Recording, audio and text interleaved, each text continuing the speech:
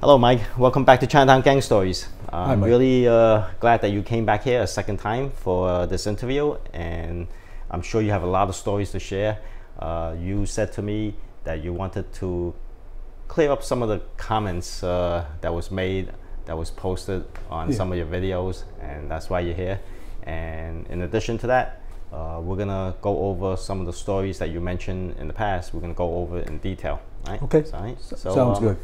Thank you. Thanks for coming again. in. Thank you for inviting me again. So yeah, I wanted to come on because like first time been on YouTube, any type of thing like this. Never used to people making comments and wasn't sure what to expect. I mean, for the most part, most of the comments were positive, but there were some that bothered me a little. Again, never did anything close to this. So I just want to answer some of them, not all. I'm not going to cover every single one, and this will probably be the last time I respond to any comments, because as you know, there's trolls out there and they'll talk shit, but I don't want to waste my time doing that. So I just want to explain like some of the comments and explain the entire situation. Mm-hmm. Let's see, which comment are you talking about? Some of the comments that people asked that I read about is about corruption. Were you on the take? Did you maybe plant any weapons on people or evidence or whatever? These are the trolls out there. Right, I know. So corruption, never took a dime, never took anything like that, never planted a weapon. My feeling was, these guys, they're out there committing a crime every day. If I don't get them that day, I'll get them another day. And another thing is, like I explained that I worked on 2 federal racketeering investigations. And for the people not familiar, when you start taking down the gangs, right, members are brought in and they're offered a proffer agreement. Proffer agreement's basically a contract. Basically, the defendant comes in with the defense attorney, the AUSA, the assistant U.S. attorney, sometimes a district attorney who's also been cross-designated. They'll give the chance for that person, that defendant, to explain everything they've done. Anything they talk about at that proffer agreement, I was there, I killed this guy, I shot this guy, at this other incident, I did this, I did that. Anything they say, those statements cannot be used against them. But anything they don't say, like I killed A and B, I didn't kill C, but he really killed C. Now, if another cooperator comes in and talks about C, now he's liable to be charged with C. So basically it's to their advantage. And the AUSAs used to say that the worse you've done, the more valuable you are. So some of the worst guys, they're the most useful because they were there for that shooting, that homicide, that burglary, that extortion, and basically they tie everything in. And another thing they always ask about is, any cops, any corruption, any stuff. So there's that chance for all those gang members to actually, if you were on the take, they'll give you right up. And there were cases where I worked. There were some certain cops, and I think you know which case I'm talking about, and they ended up being arrested and charged as working with the gangs, getting paid off, whether it was in free trips, monetary gains, all sorts of benefits, women, stuff like that. So now, is there like a threshold for like the FBI to take a case on like these corrupt cops, or usually they just kick it back to internal affairs, the NYPD level? Right. And then if it gets to a certain level, if there's like a captain or a chief or something, it just, the investigation basically stops right there, because NYPD is about protecting their image. And I think there's some of that. It's usually like the lower level that they're gonna go after, like the cops, detectives. Yeah, I don't agree with that? To a certain extent, but not to the extent I think you believe that that's happening. The FBI doesn't really care, to tell you the truth, the image about NYPD. NYPD does. No, I'm saying internal affair cares, because they're part of the NYPD, so they gotta protect the NYPD's image. Yes and no. I think if it's so bad that they don't want, at a certain point, if a cop is doing things like, committing, you're thinking the higher rank. Right? Yes, that's what I'm referring to. Yeah, but rank. What ranks consider high to you? I would say the executive level. You're talking about maybe, captain is like mid-level, but for a captain to get arrested, that would be an embarrassment for the NYPD. So they would protect mid-level management and up. But captains have been arrested and charged and forced to resign, right? Recently, there was a couple articles. There was a captain. He was actually a captain. He was a. Let me see. I think we talked about this one. A captain. That was he was part of the association too. He was at one time in charge of the Asian task force. It's pretty much in the papers. I don't think we have to mention by name. I think anybody that Googles it will find it. I guess if there's actually a unit.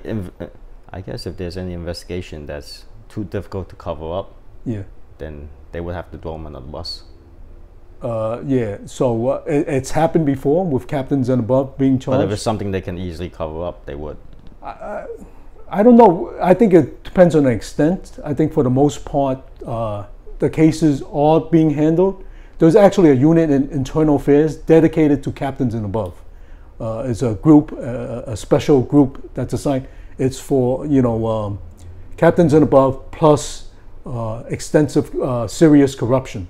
A specific group just dedicated to that, and then there's other groups in internal affairs that do everybody else. There was a case, it's public information anyway, it's all over the news. Detective John Gore, you know anything about that? Well, that actually came out during one of the active investigations, and because of that incident, a lot of officers that were assigned the case were temporarily removed, because in the beginning they didn't know who the corrupt officers were. So at one point, it was determined that the officer you mentioned and a second officer were deeply involved. The second officer was Michael? I forgot his last name. It's either Lee or it's in the papers. It's in the papers. And again, anybody can Google it. It's all public information. Ultimately, they were charged with something, and they both were removed from the police force. But it's that level of corruption that that it makes everybody else like ashamed to be police officers for a while, because like, how can you violate your oath like that? They made it difficult for the Asian officers, because I remember when I came on the job, I was basically like stereotyped and labeled as a corrupt cop. Right. Because it was all over the news during the time when I came on the job. And the unfortunate part about that is like, and when I was working in the precinct, they called me the Corruptor. Yeah, I don't think that's a good nickname to have. And you know what? It's funny that the movie The Corruptor came out later on, and it's loosely based on their story too. Okay, I didn't know that part, but like I was saying that, I think again it's like unfair stereotyping somewhat, because when you read about non-Asian cops being arrested for corruption and stuff, you don't automatically associate, they must all be corrupt. Now I'm at the rank of lieutenant. I'm at a meeting, and the other supervisors were talking about that particular incident, and one guy makes a comment, you can't really trust those people. And then he sees me, right? And he goes, oh, I didn't mean you, Mike. But in my mind, like, this guy really thinks like, hey, we're all corrupt. He may not think 100%, but he might think like a substantial amount of Asian police officers are not there for the right reasons. And later on, when I get promoted again and he asked me to work for him, I said no, because that sticks in your mind that this guy, he may need you for certain things, but in his mind, you're not one of them. I don't know, it's kind of hard to explain, but like you can always tell like the guys that are the chosen ones and the guys that are not. Like I did almost 24 years. I had one discretionary promotion. Every other promotion I had to take a civil service exam for, And even the first one, I got held back. And, you know, that pissed me off because, like, I see a lot of guys, they got a lot more discretionary promotions where, hey, today you're this, tomorrow you're that, and you got promoted. But I had to, you know, take every single exam. So when people say, oh, I threw people under the bus and I got promoted. Yeah, I got promoted because I passed the test. I got 90 whatever, you got less than me, and I got promoted. That's how it works in civil service, you know? Yeah, I understand that very well. It's just the general public doesn't understand right. it. Yeah, so maybe it's something that we can explain on a future channel one day that yeah. you can come up with right. that talks about the NYPD. Yeah, and but let's stick to the topic of the okay. gangs. So this Detective John Gore, he was collecting money from the Ghost Shadows, right? He was working alongside with the Online Association. No, I think he was with the Flying Dragons. The Flying Dragons. Yeah, that's because the federal case was actually on the Flying Dragons, and that's when these facts came out. So he did more than collect money. Nobody gives you money for nothing, mm-hmm. right? Nobody's gonna sponsor you a trip here or there, whatever. Like when I see these guys, they're going on these trips.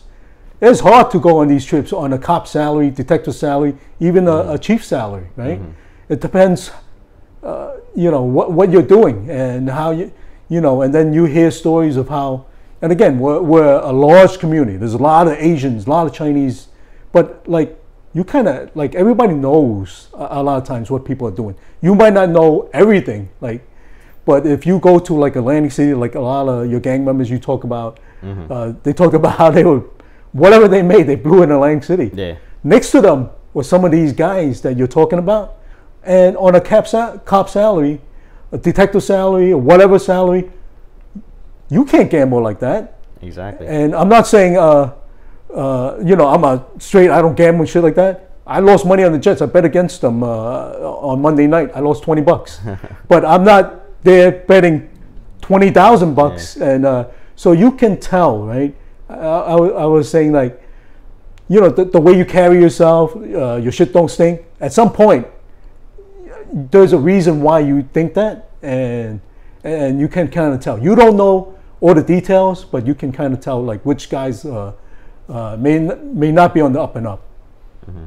So at that time, did you suspect that this detective wasn't on the up and up? I had no idea. No idea. In fact, you know, I like, it's hard for me to believe like people would violate that oath to that extent. Just like with Justin Volpe at that time, nobody yeah. would believe what he did. Like, right. It was like we read the papers and like, no, this can't happen. Right. And it's unbelievable. It was like mind blowing when he admitted to it. Yeah. You know, we always give them the benefit of the doubt. And that's what I believe, because the benefit of the doubt, because like, again, both our careers, people accuse you of things that you haven't done, that you're not going to do, that you would never do, but there's still those accusations. So I remember at like a 5th precinct party, we actually raised a small amount of money because you want to give the guys the benefit of the doubt. John Gore? Yeah, you guys raised yeah, money. We didn't know. You know, we thought this guy, and a guy. I think part of it is, and you mentioned it, guys that have no time in the job and they're detectives now. And again, I was never a detective. But these guys that get it too early, like they start thinking like, you know, they're invincible, shit don't stink, and they can do whatever they want. I think that's probably one of the things that I believe strongly, that guys should earn it. Yeah, I waited almost 10 years to become a detective. I mean, there's guys who become a detective in like, what, right. 3 years? Right. Yeah, so I don't know. He might have been 3.5 years, 4 years, but he was a detective, and also Mike was a detective at a very short amount of time. And again, public information. I'm not here to trash the guys. It's a long time ago. Mm-hmm. You know, hopefully they're doing like positive things now. You know, but there were articles prior to that incident happening. I don't even know. You remember there was an incident with a fruit stand that it was like. Argument about change, like the guy, I believe John paid in change, and the fruit peddler refused to accept it, and it became like a major thing. It was actually in the newspaper. Oh, really? I didn't see that in the newspaper. Yeah, I don't recall reading about that. Well, because he got offended that the guy didn't take his change. Yeah, and something like silly like that, but like sometimes guys, right, when they're, and again, not giving them an excuse for it, you know, but a lot of guys are young, and maybe once again, you got promoted too fast, or you know, things came too easy for you. Yeah, maybe it came too easy. I'm sure, you know, that's not the person he is today. I mean, I'm sure people, as they grow older, they get more mature, and they realize, you know, the mistakes they made. Right, because we all did stupid stuff when we were younger, you know. That's why it's very important to be mature enough to handle that kind of power as a police officer. Right. Like some of these guys, they come on when they're like 21 years old, and they're not ready to handle it. Maybe they don't have enough life experience in the I think that's part of it. I think or even it depends how you grew up, where you grew up. Again, it doesn't make you a better or worse cop, but it's just you experience more things. Yeah, a lot of them came from the suburbs, and you know they're working in the city, and it's like a culture shock to them. Right. And it's takes a lot to adjust. Right. And it also depends the reasons why they came on. Right. We have similar stories in that, like. You know, we felt that you know, some things happened to my mother, my father, you know, robberies, assaults and stuff like that, and you wanted to see if you could do something about that. But other guys, they came in, hey, I'm just looking for a cushy job for 20 years, maybe whatever. The power trip. You know. Right. It's funny you mentioned that. One of the top commenters on the videos that I've been in is, and I don't know this person, but her name is Batman versus Superman. And those were the two types of people, I believe, like came on the job. Some guys come on and they realize, right, when you put on that shield, you put on the uniform, it doesn't give you any special powers. You don't actually become 6'5" if you're 5'5". You don't run, you know, any faster. You don't get any stronger. But some guys in their mind, like all of a sudden, they put on that uniform and like they're Superman, right? And they actually weren't like that before they put on their uniform, but once they put on. And then there's other guys, they're more like Batman, which is, I thought it was funny that this particular person, and I always associated myself with Batman. Not that, because I felt that even though that uniform is like, you know, the Batman uniform, you got the gun belt and shit like that, he's a human being. He gets hurt. There's nothing he can do. He's not stronger. He's not, you know what I mean? So those are the two different types of people. And I would rather work with a Batman than a Superman. You know, some guy that thinks that his shit don't stink, that he's bulletproof and stuff like that. I've been scared many times on this job. When somebody's pointing a gun at you, or has holding a bat or a knife or whatever, or just assault other people, whatever, you're scared, but you're not afraid because you can still do your job. But to anybody that's saying, oh, I was never scared on the job, I was scared many times. You know, shooting a guy with a bat, but you did your job. You did what you had to do, right? I was scared when I was, you know, after 9/11, Detective Bureau, we were assigned to the morgue, the landfill. I was only there a couple of times, right? But at the morgue, you know, they're bringing in these bodies. I'm scared, you know. You see these people, they're people, you know, and what remains of them, but you're not so afraid that you can't do the job. You got to do what you got to do, and that's what I always thought. You know, being a police officer, getting that shield, getting that uniform gave me no special powers, and it's like some people getting behind the wheel of a car, they become a whole different person. Yeah, similar to that, right? Right, and they think their ability is much better than what the reality is. You know. So that's my point of view on that.